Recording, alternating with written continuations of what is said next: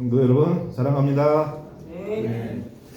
오늘 새해 첫날 이렇게 우리 성도분들이 다시 또 보는 것 같습니다.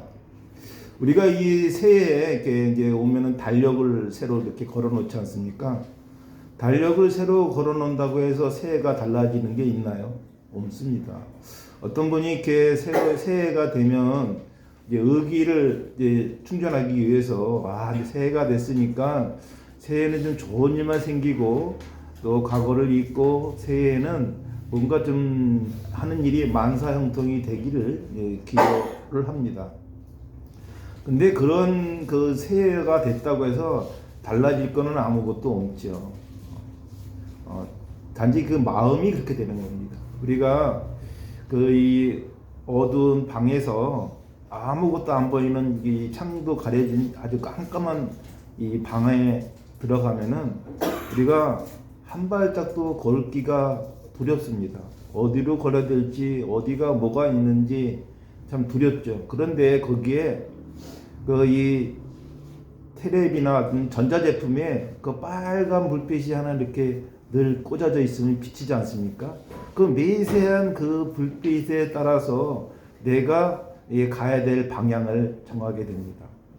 새까만 컴컴한 방에 그 미세한 그 이 센서 등 하나만 가지고도 우리가 그 방향을 찾고 무엇이 있는지 느낄 수가 있거든요.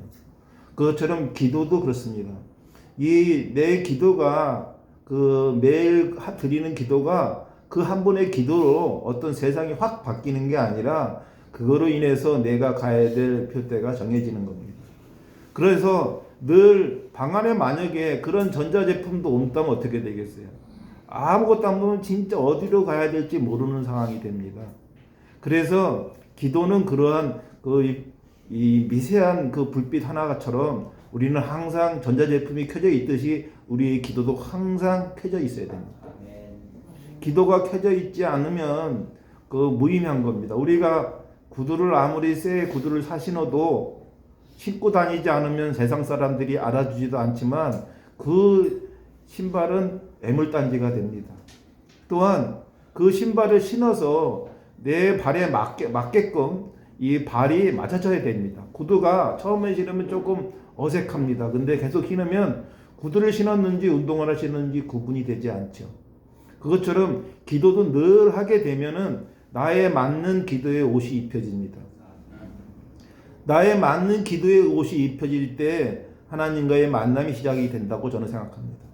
성도 여러분, 우리가 그 아무리 좋은 그 이 구두를 샀다고 해서 그것을 신고 다니지 않고 보물단지처럼 놔둔다면은 그 신발의 기능은 제대로 할 수 없는 아무 무명한 것입니다.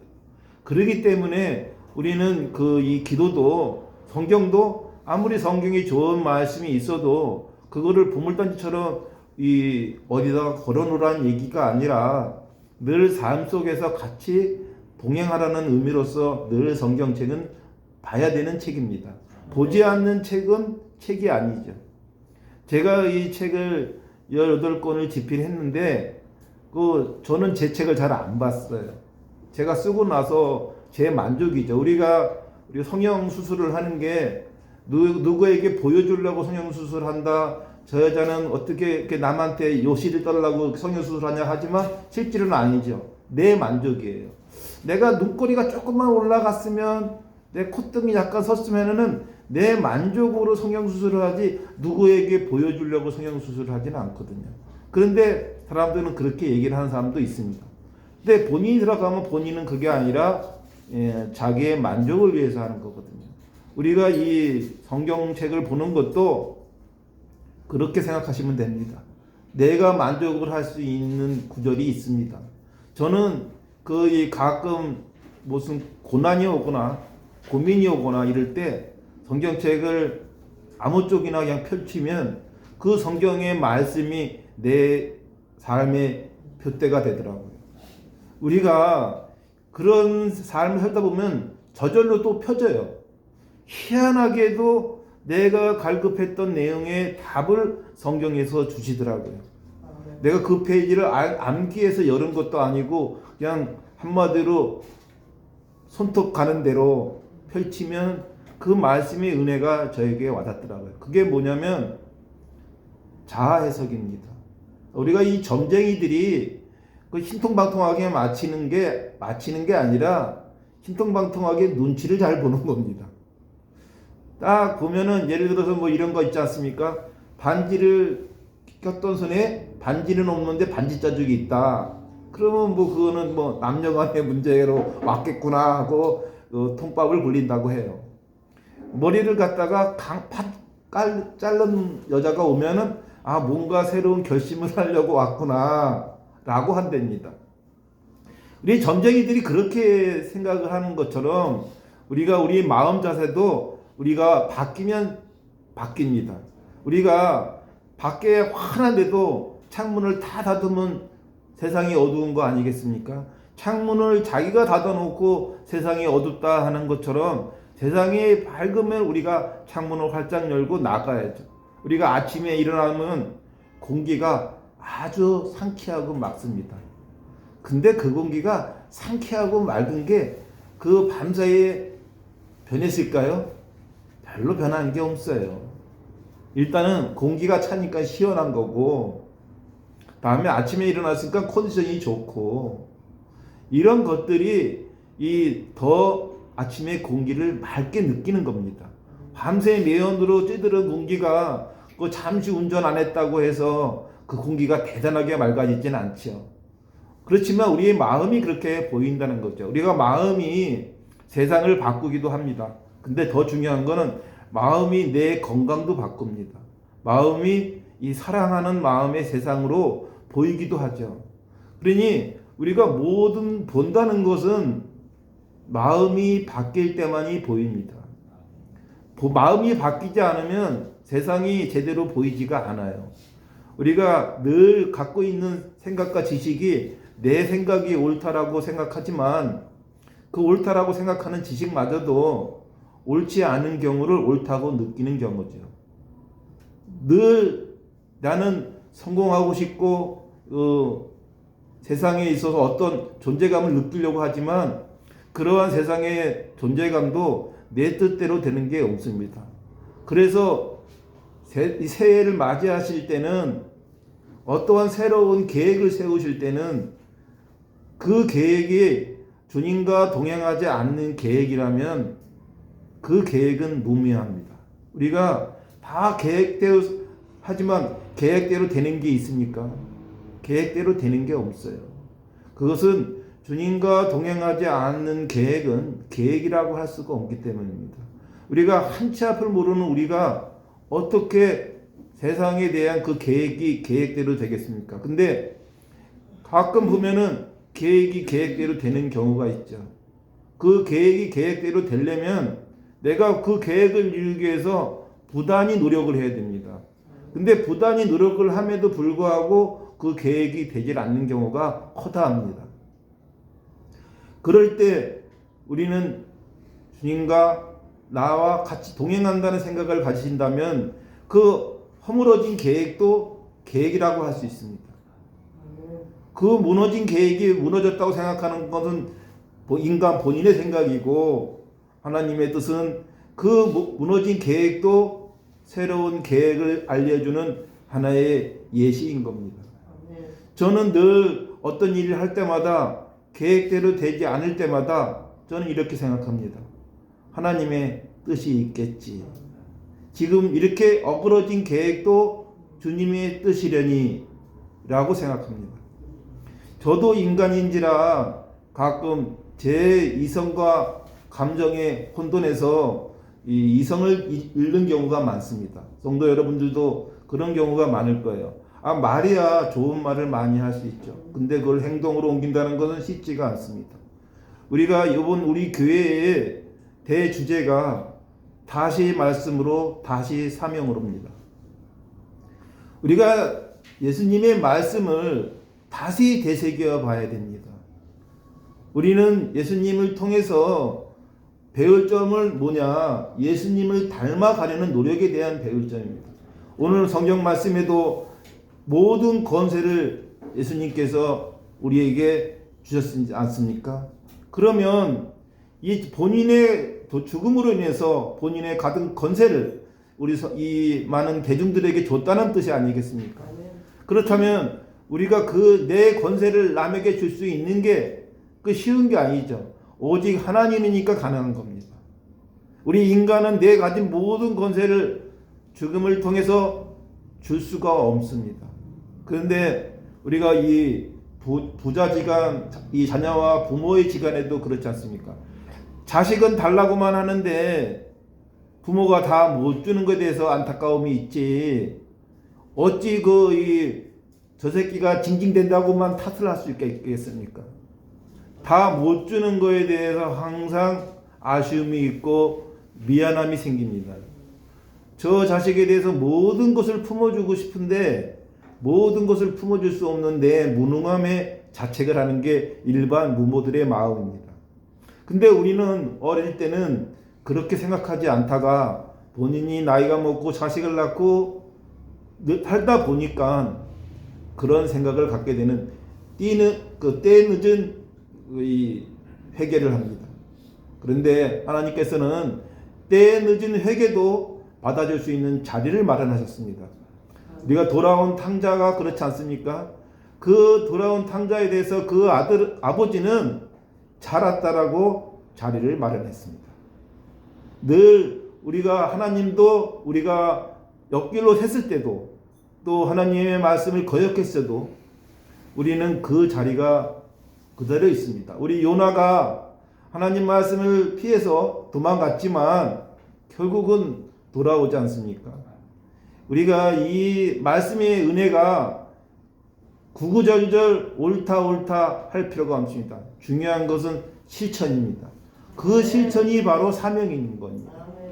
사명은 바로 우리가 하나님의 말씀의 복음을 전도하는 그 사명을 잊지 않는다면 우리의 성경을 아무리 달달달 외우고 아무리 열심히 기도를 해도 그 기도발은 듣지 않을 거라고 저는 생각합니다.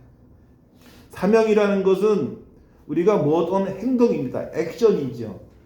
행동하지 않는 정의는 정의가 아니라는 말도 있습니다. 행동하지 않는 우리 전도 생활이 과연 제대로 된 전도 생활이고 신앙인의 자세일까 되돌아볼 필요가 있습니다. 우리가 말로만 우리가 누군가 나에게 말로만 위한다면 그게 체감이 오지 않지 않습니까? 하나님이 나를 사랑한다 라고 목사가 얘기하는데 과연 진짜 하나님이 나를 사랑할까 체감이 없는데 어찌 그 말이 느껴지겠습니까? 그런데요, 사명을 행하는 자는 그 체감을 느낄 수 있습니다. 사명을 하지 않기 때문에 그 체감을 못 느끼는 거예요. 우리가 말씀으로만 이 어떤 은혜를 받기를 원한다면 행동하십시오. 전도하십시오. 그리고 봉사하십시오.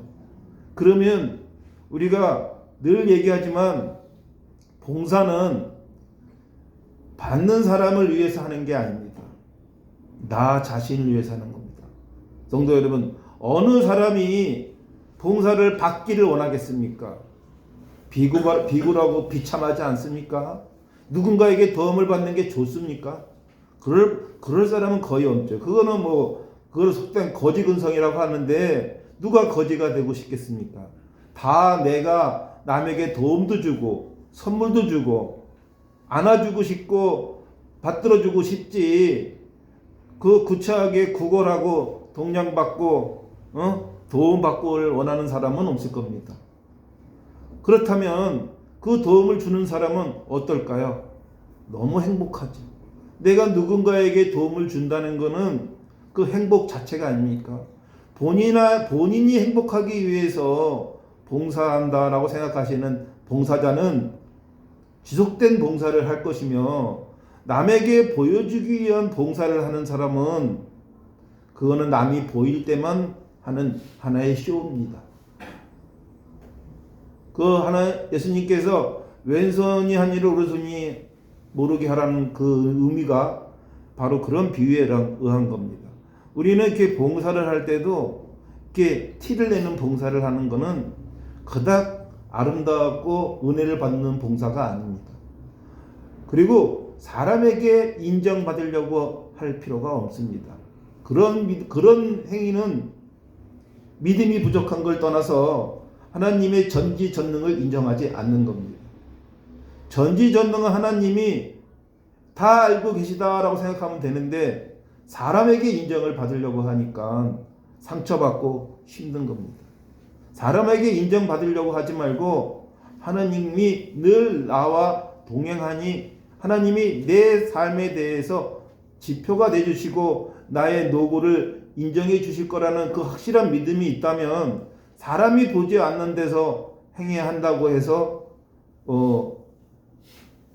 이 서운해하거나 뭐라 그럴까 미안한 마음에 대한 어떠한 감사에 대한 마음 이런 거에 대해서 우리는 하나님만 보고 가라. 이 새해에는요 모두들 꿈꾸는 게 여러 가지가 있죠. 하는 사업이 성공하기를 바라기도 하고 가족이 건강하고 무탈하기를 바라는 사람도 있고요. 그런데 그러한 것이 이루어지려면 우리는 사명을 완수할 때만이 이루어집니다. 말씀으로 사명을 다할 때 그 역사가 이루어진다는 것을 저는 삶을 통해서 아주 확신을 합니다.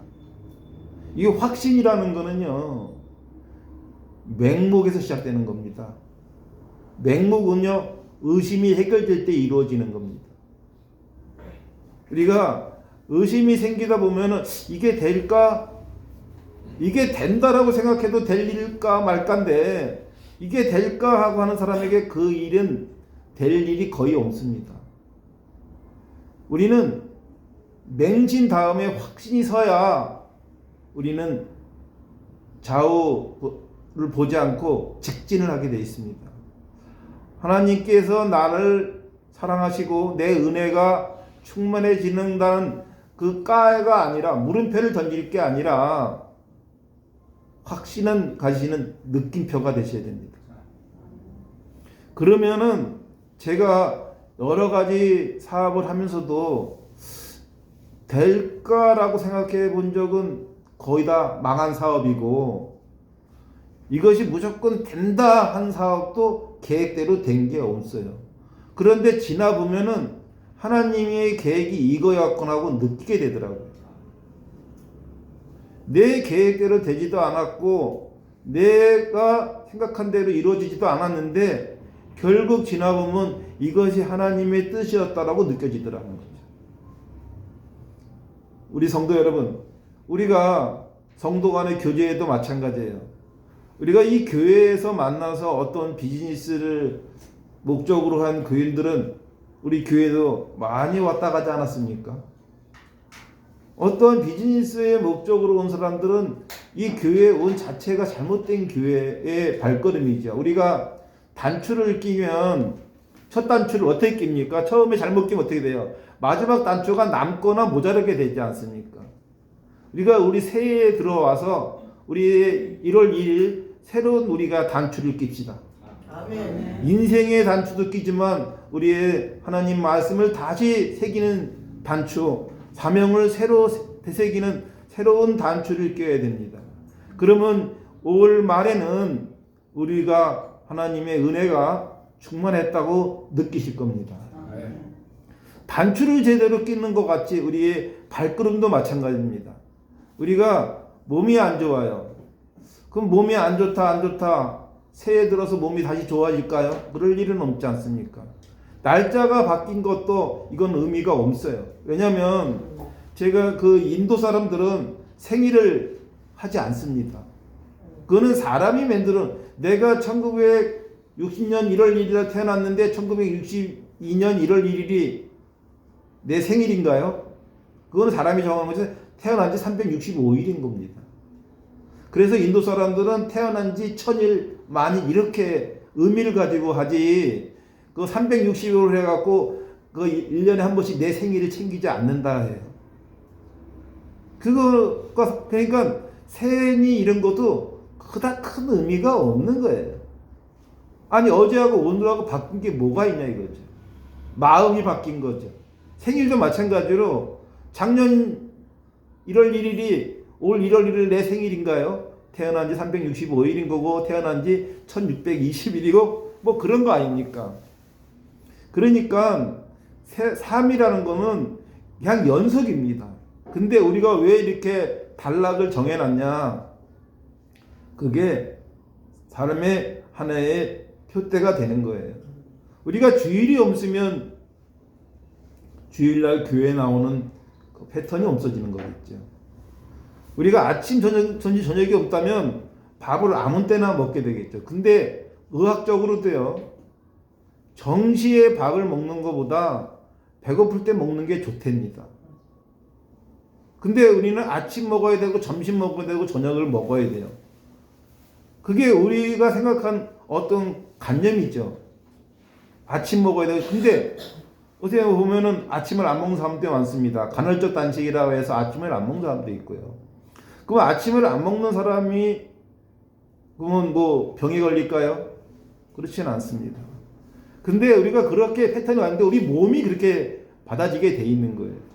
우리 몸이라는 게 이 환경에 적응하게 잘 돼 있습니다. 그래서 우리 몸은 몸의 주인이 우리의 영입니다. 근데 몸을 아끼는 사람들이 있어요.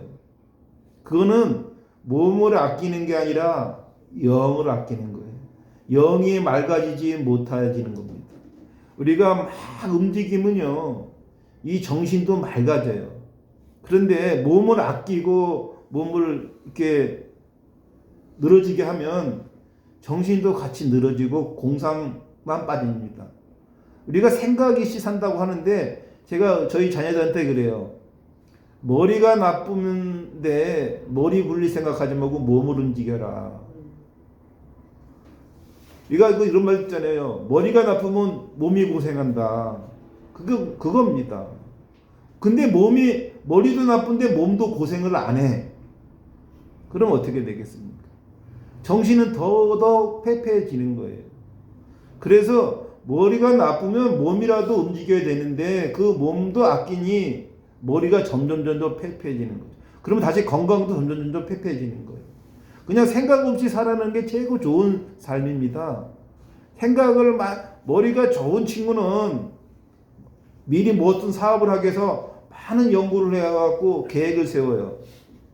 근데 머리가 나쁜 친구가 아무리 계획을 세운들 그 계획이 제대로 된 계획이겠습니까?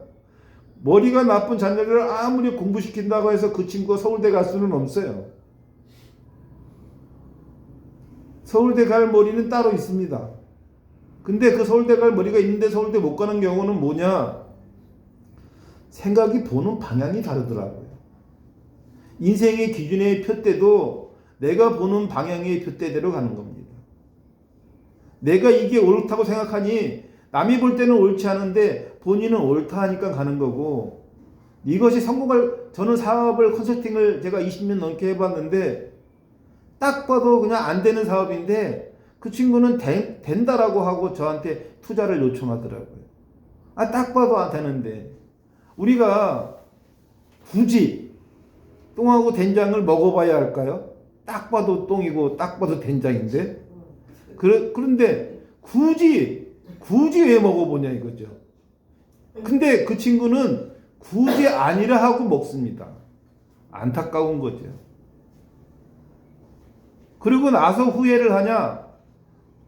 후회만 잠시 합니다. 다시 똥을 먹습니다. 그 짐승들이, 이 강아지들이 똥개라 그러잖아요. 똥개들이 그렇습니다. 지가 싼 똥을 지가 먹어요. 그런 거 못 보셨나요? 어릴 때? 진짜 먹습니다.